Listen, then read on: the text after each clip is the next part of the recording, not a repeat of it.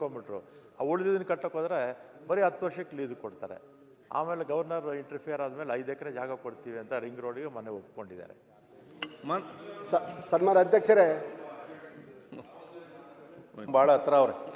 ಸನ್ಮಾನ್ಯ ಅಧ್ಯಕ್ಷರೇ, ರಾಯಚೂರು ಜಿಲ್ಲೆ ಲಿಂಗಸೂರು ತಾಲೂಕಿನಲ್ಲಿ ಕೃಷಿ ಉಪನಿರ್ದೇಶಕರ ಕಚೇರಿಯನ್ನು ಲಿಂಗಸೂರು ತಾಲೂಕಿನಿಂದ ಸಿನ್ನೂರು ತಾಲೂಕಿಗೆ ಸ್ಥಳಾಂತರಿಸಿರುವುದರಿಂದ ರೈತರು, ಕೃಷಿಕರು, ರೈತ ಸಂಘಟಕರು ಮತ್ತು ಹಸಿರು ನಿಶಾನೆಗಳು ಹಾಗೂ ಸಂಘ ಸಂಸ್ಥೆಗಳ ಆಕ್ರೋಶಕ್ಕೆ ಕಾರಣವಾಗಿದ್ದು, ಸ್ಥಳಾಂತರ ಆದೇಶವನ್ನು ರದ್ದುಪಡಿಸಲು ಮಾನ್ಯ ಕೃಷಿ ಸಚಿವರ ಗಮನ ಸೆಳೆಯಲು ಬಯಸುತ್ತೇನೆ. ಕೃಷಿ ಸಚಿವರು ಉತ್ತರ ನೋಡಿದ್ದೀವಿ, ಇನ್ನೇನು ಕ್ಲಾರಿಫಿಕೇಶನ್ ಕೇಳ್ಬಿಟ್ರು ಒಟ್ಟೆ. ಸನ್ಮಾನ್ಯ ಅಧ್ಯಕ್ಷರೇ, ನಾನು ಮನವಿ ಮಾಡ್ಕೊಳ್ಳೋದಿಷ್ಟೇ, ಲಿಂಗಸೂರು ತಾಲೂಕಿನಲ್ಲಿರ್ತಕ್ಕಂಥ ಉಪ ನಿರ್ದೇಶಕರ ಕಚೇರಿಯನ್ನು ಸಿನ್ನೂರಿಗೆ ಸ್ಥಳಾಂತರ ಮಾಡ್ತಕ್ಕಂಥದ್ದು ಯಾರೋ ನಮ್ಮ ಸಚಿವರಿಗೆ ಅಧಿಕಾರಿಗಳು ತಪ್ಪು ಮಾಹಿತಿಯನ್ನು ಕೊಟ್ಟು ಸಚಿವರ ಹೆಸರು ಕೆಡಿಸ್ತಕ್ಕಂಥ ಕೆಲಸ ಮಾಡ್ತಾ ಇದ್ದಾರೆ. ಲಿಂಗಸೂರಿನಲ್ಲಿ ಒಳ್ಳೆ ಕೆಲಸ ಮಾಡ್ತಾ ಇದೆ, ಅದನ್ನು ಸಿನ್ನೂರಿಗೆ ಸ್ಥಳಾಂತರ ಮಾಡೋದ್ರಿಂದ ಸರ್ಕಾರಕ್ಕೆ ಏನು ಲಾಭ ಇದೆ? ಲಿಂಗಸೂರಿನಲ್ಲಿ ಇರ್ತಕ್ಕಂಥ 200 ಬೆಡ್ ಆಸ್ಪತ್ರೆ ಕಸ್ಕೊಂಡ್ರು, ಇವತ್ತು ಕೃಷಿ ನಿರ್ದೇಶಕರ ಕಚೇರಿ ಕೈ ಹಾಕಿದ್ದಾರೆ. ಮತ್ತೀಗ ಏನು ಈ ಸರ್ಕಾರಕ್ಕೆ ಬೇರೆ ಕಡೆ ಎಲ್ಲಿ ಯಾವ ಜಿಲ್ಲಾ ಯಾವ ತಾಲೂಕುಗಳು ಕಾಣೋದಿಲ್ಲವ? ಲಿಂಗಸೂರು ತಾಲೂಕಿನ ಈ ಸರ್ಕಾರಕ್ಕೆ ಟಾರ್ಗೆಟ್ ಆಗಿದೆಯಾ? ಯಾಕೆ ಇಂಥ ಒಂದು ನಿರ್ಧಾರ ತಗೊಂತಿದ್ದಾರೆ? ಒಳ್ಳೆ ಆಡಳಿತ ಮಾಡ್ತಕ್ಕಂಥ ಕಚೇರಿಗಳನ್ನು ಸ್ಥಳಾಂತರ ಮಾಡಿಸೋದ್ರಿಂದ ಸರ್ಕಾರಕ್ಕೆ ಏನು ಲಾಭ ಇದೆ? ನಾನು ಕೇಳೋದು ಮನವಿ ಮಾಡ್ಕೊಳ್ಳೋದಿಷ್ಟೇ, ಏನು ಆದೇಶವನ್ನು ಮಾಡಿದಾರ 19/8/2024 ಆದೇಶ ಮಾಡಿದಾರೆ ಸನ್ಮಾನ್ಯ ಸಚಿವ ಅಧ್ಯಕ್ಷರೇ, ಸಚಿವರಿಗೆ ಆದೇಶವನ್ನು ರದ್ದು ಮಾಡಬೇಕು ಮೊದಲು ಇದನ್ನು. ಇಲ್ಲಾಂದ್ರೆ ಅಲ್ಲಿ ಸುಮಾರು 20-25 ದಿನಗಳ ಕಾಲದಿಂದ ಅಲ್ಲೆಲ್ಲ ಸಂಘ ಸಂಸ್ಥೆಗಳು ಉಪವಾಸ ಸತ್ಯಾಗ್ರಹ ಕುಂತಿದ್ದಾರೆ.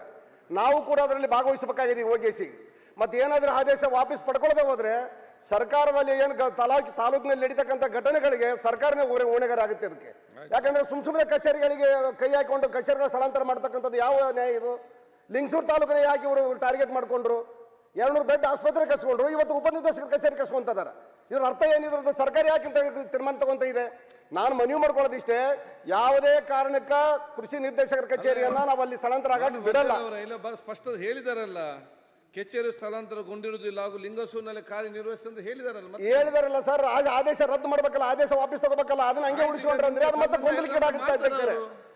ಆದೇಶ ವಾಪಸ್ ಪಡ್ಕೊಳ್ಳದೆ ಹೋದ್ರೆ ಗೊಂದಲಕ್ಕೀಡಾಗುತ್ತೆ. ಅವ್ರು ಅಲ್ಲಿವರೆಗೆ ಸ್ಟ್ರೈಕ್ ಅಂತೂ ನಿಲ್ಸಲ್ಲ, ಉಪ ಸತ್ಯಾಗ್ರಹ ನಿಲ್ಸಲ್ಲ, ಅದ್ರಲ್ಲಿ ನಾವು ಭಾಗವಹಿಸಬೇಕಾಗುತ್ತೆ. ದಯಮಾಡಿ ಆದೇಶ ರದ್ದು ಮಾಡೋದು ಈಗ ಅವ್ರು ಹೇಳಿದ್ದಾರೆ ವಿಷಯ ಏನಂತ ಹೇಳಿ ಸರ್. ಇದನ್ನ ಮುಂದೆ ಅಲ್ಲೇ ನಿರ್ವಹಿಸ್ತದೆ ಅಂತ ಹೇಳಿದಾರೆ ಈಗ ಅಷ್ಟೇ. ಆದ್ರೆ ಆದೇಶ ರದ್ದು ಮಾಡಬೇಕು. ಆದೇಶ ರದ್ದು ಮಾಡಿದ ಮೇಲೆ ಮಾತ್ರ ಇದು ಮುಂದೆ ಕಂಟಿನ್ಯೂ ಆಗುತ್ತೆ. ಅಲ್ಲಿ ಆ ಆದೇಶ ಇಟ್ಕೊಂಡು ಅಧಿಕಾರಿಗಳು ಆಟ ಆಡಕತ್ತಿದ್ರೆ ಅವತ್ತಿನ ದಿವಸ ಮತ್ತೆ ನಾವು ಸಚಿವರ ಬಳಿಗೆ ಹೋಗ್ಬೇಕಾಗ್ತದೆ, ಸಚಿವರ ಆಫೀಸ್ ಮುಂದೆ ಕೂತ್ಬೇಕಾಗ್ತದೆ. ನೀವು ಹೋಗಿ ನಾವು ಒಂದ್ ಸೆಕೆಂಡ್ ಮಂತ್ರಿಗಳೇ ಆದೇಶ ರದ್ದು ಬಗ್ಗೆ ಅಂತ ಮಾಡ್ತೀರಿ. ಈಗ ಅವ್ರು ಏನೋ ಈಗಲೇ ಹೇಳ್ಬಿಟ್ರು, ನಾಳೆ ಹೆಚ್ಚು ಕಡಿಮೆ ಆದರೆ ನಾನು ಜವಾಬ್ದಾರಿ, ಅಂದರೆ ಇಂಡೈರೆಕ್ಟಾಗಿ ಹೆಚ್ಚು ಕಡಿಮೆ ಮಾಡ್ತೀನಿ ಅಂತ ಸದನದಲ್ಲೇ ಒಬ್ಬ ಹಿರಿಯ ಶಾಸಕರು.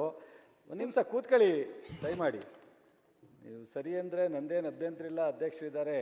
ಬಟ್ ಆದರೆ ಯಾವುದೇ ವಿಚಾರನ ವಿಕೋಪಕ್ಕೆ ಹೋಗೋದಕ್ಕಿಂತ ಮುಂಚಿತವಾಗಿ ಮಾಡಿ, ಅಥವಾ ಇದು ಸರಿ ಏನು ಚರ್ಚೆ ನಿಮ್ಗೆ ಹೇಳೋಕ್ಕೆ ಹಕ್ಕಿದೆ ಹೇಳಿ.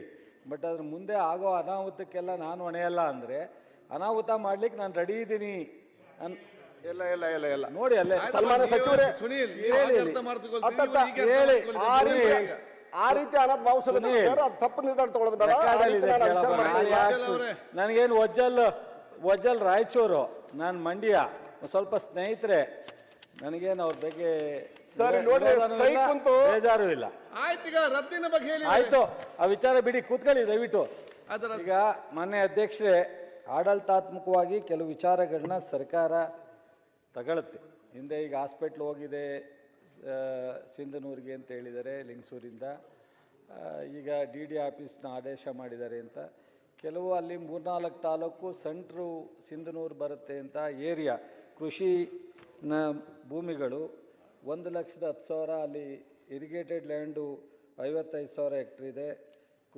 ಕುಷ್ಕಿ 55,000 ಇದೆ.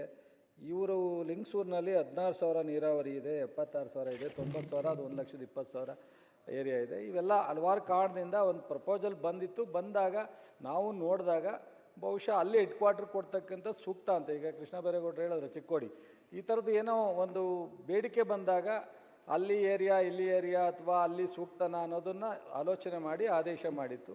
ಮೊನ್ನೆ ಕೋಡಳ್ಳಿ ಚಂದ್ರಶೇಖರ್ ನೇತೃತ್ವದಲ್ಲಿ ರೈತ ಸಂಘಟನೆಯವರು ನನಗೆ ಬೆಂಗಳೂರಿಗೆ ಬಂದು ಭೇಟಿ ಮಾಡಿದರು. ಸದ್ಯಕ್ಕೆ ನಾನು ಸ್ಟಾಪ್ ಮಾಡಿಸಿದ್ದೀನಿ. ನಾನು ಮತ್ತೆ ಅಧಿಕಾರಿಗಳಿಂದ ವರದಿ ಕೇಳಿದ್ದೀನಿ. ಸೊ ಇದನ್ನೆಲ್ಲ ಪೂರ್ತಿ ಅವಲೋಕನ ಮಾಡಿ ನನಗೊಂದು ವರದಿ ಕೊಡಿ ಅಂತ. ವರದಿ ಬಂದ್ಮೇಲೆ ಸೂಕ್ತವಾದ ನಿರ್ಧಾರ. ಮಂತರ್ಗೌಡ ಸರ್ ಸನ್ಮಾನ್ಯ ಅಧ್ಯಕ್ಷರೇ ನಾವು ಮನವಿ ಮಾಡ್ಕೊಳ್ಳೋದಿಷ್ಟೇ, ನಿಮ್ಗೆ ವರದಿ ತಗೊಳ್ಳೋಲ್ಲಿ ಅಧಿಕಾರಿಗಳೇ ನಿಮ್ಗೆ ದಾರಿ ತಪ್ಪಿಸಂತ ಕೆಲಸ ಮಾಡಿದ್ದಾರೆ ಈಗಾಗಲೇ.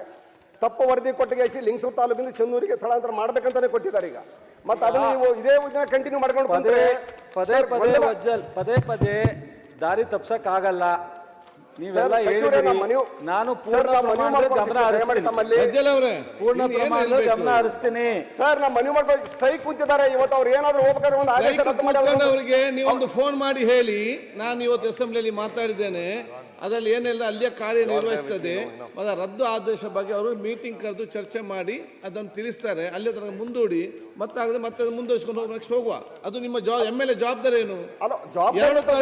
ಜನರ ಮಧ್ಯೆ ಒಂದು ಮಧ್ಯತೆ ವಹಿಸಿಕೊಂಡು ತಿಳಿಗೊಳಿಸುವ ಕೆಲಸ ನಿಮ್ದು. ಈಗ ಅವ್ರು ಉತ್ತರ ಕೊಟ್ಟಿದ್ದಾರೆ, ಅಲ್ಲೇ ಕಾರ್ಯನಿರ್ವಹಿಸ್ತದೆ ಅಂತೇಳಿ. ಸದನದಲ್ಲಿ ಉತ್ತರ ಕೊಟ್ಟ ನಂತರ ಸಡನ್ ಚೇಂಜ್ ಮಾಡ್ಲಿಕ್ಕೆ ಕೂಡ ನಾಳೆ ಆಗುದಿಲ್ಲ. ಯಾಕೆ ಸದನದಲ್ಲಿ ಇಡೀ ಸರ್ಕಾರದ ಪರವಾಗಿ ಉತ್ತರ ಕೊಟ್ಟಿದ್ದಾರೆ. ಅದರ ಮೇಲೆ ಆದೇಶ ರದ್ದುಪಡಿಸುವ ಬಗ್ಗೆ ಅವರು ವರದಿ ತರಿಸ್ತಾರೆ ಅಂತ ಹೇಳಿದ್ದಾರೆ. ಅಲ್ಲಿ ತನಕ ಅವಕಾಶ ಅವ್ರಿಗೆ ಕೊಡಿ. ಸರ್ ಯಾವುದೋ ಒಬ್ಬ ರಾಜಕಾರಣಿ ಒತ್ತಡದಿಂದ ಹೋಗಿ ವರದಿಗಳು ಕೊಡ್ತಕ್ಕಂಥ ವ್ಯವಸ್ಥೆ ಆಗ್ತಾ ಇದೆ. ದಯಮಾಡಿ ಅದು ಆಗಬಾರ್ದು ನನ್ನ ಮನವಿ ಇದೆ ಅಷ್ಟೇ ನಾನು ಕೇಳ್ತಕ್ಕಂಥದ್ದು. ಯಾವೊಬ್ಬ ರಾಜಕಾರಣಿ ಒತ್ತಡ ಆಗ್ತಂತ ಅಧಿಕಾರಿಗಳು ಅವ್ರ ಪರವಾಗಿ ವರದಿ ಕೊಟ್ಟರೆ ಸರ್ಕಾರ ವರದಿ ಮೇಲೆ ಆದೇಶ ಮಾಡಿದರೆ ಜಾಸ್ತಿ ಉತ್ತರ ಕೊಡ್ಬೇಕು ಹೇಳಿ ನೀವು.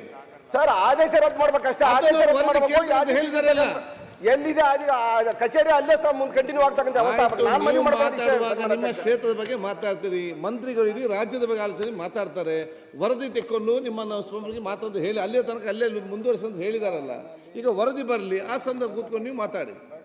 ಸೊ ಮಂತರ್ಗೌಡ್ರ ಸಚಿವರು ಹೇಳ್ಬೇಕಲ್ಲ ಸರ್, ಅದೊಂದು ಸಚಿವರು ಮುಂದುವರಿಸಲಾಗುವುದು. ಮಾನ್ಯ ಅಧ್ಯಕ್ಷರೇ, ಅಲ್ಲ ಟುಮಾರೋ ಸರ್ ಮುಗಿಸ್ಬಿಡೋಣ ಸರ್, ಇದೊಂದೇ ಒಂದು ಮುಗಿಸ್ಬಿಡೋಣ ಸರ್. ಉತ್ತರ ಬೇಡ, ಉತ್ತರ ಬಂದಿದೆ ಸರ್ ನನಗೆ. ಬಂದಿದೆಯಾ? ಸಚಿವರು ಇದಾರ ಇಲ್ವಾ? ಇಲ್ಲ, but anyone else is going to reply. ಸಚಿವರು ಬೇಡ, ಬೇರೆಯವರು